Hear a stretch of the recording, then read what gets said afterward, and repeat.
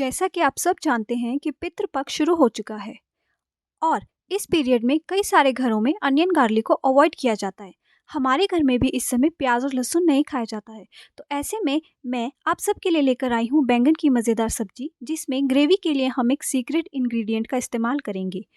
तो इस secret ingredient को जानने के लिए आपको वीडियो को एंड तक देखना होगा।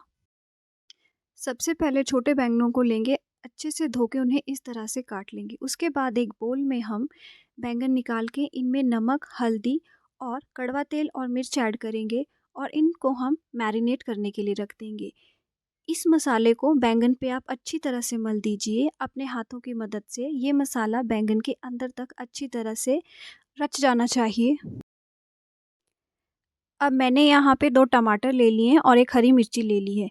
इन्हें मैं अच्छे से काट लूँगी और इन टमाटर और मिर्ची की मैं बाद में प्यूरी बना के रख लूँगी। बाद में मैंने एक कढ़ाई में यहाँ पर मस्टर्ड ऑयल लिया है और इस ऑयल में हम मैरिनेट किए हुए बैंगनों को 2 से 3 मिनट के लिए भून लेंगे और उन्हें निकाल के अलग रख लेंगे। बाद में उसी कढ़ाई में जो बचा हुआ तेल था उसमें मैंने सभी मसाले डाल दिए। जीरा, धनिया, हल्दी, मिर्ची, जो भी मसाले आप डालते हैं वो आप इसमें डाल लेंगे और इन्हें थोड़ी देर चला के हम इसमें टमाटो प्यूरी को ऐड करेंगे और टमाटो प्यूरी को यहाँ पर हम अच्छे से पकने के लिए छोड़ देंगे। टमाटो प्यूरी यहाँ पे आपको उस हद तक पकानी है जब टमाटर जो है अपना पानी जो है पूरी तरह से सुखा दे और प्यूरी जो है बिल्कुल सूख जाए। यहीं पे आपको हल्दी और नमक भी ऐड करनी है। हल्दी और नमक का ध्यान रखिएगा क्योंकि ये जब हमने बैंगन मैरिनेट किए थे उस टाइम भी थोड़ी हल्दी और नमक डाला था। अब जब टमाटर का पानी सूख जाए तो इसमें मैंने 1.5 चम्मच दही ऐड की है। उसे थोड़ी देर बाद चलाने के बाद मैंने इसमें क्रीम ऐड की है 1 चम्मच। ये बिल्कुल ऑप्शनल है, आप चाहे तो इसे स्किप भी कर सकते हैं। इस क्रीम को थोड़ी देर पकाने के बाद इसमें थोड़ा सा पानी ऐड किया है और ग्रेवी को 2 से 3 मिनट के लिए और हमने पका लिया है।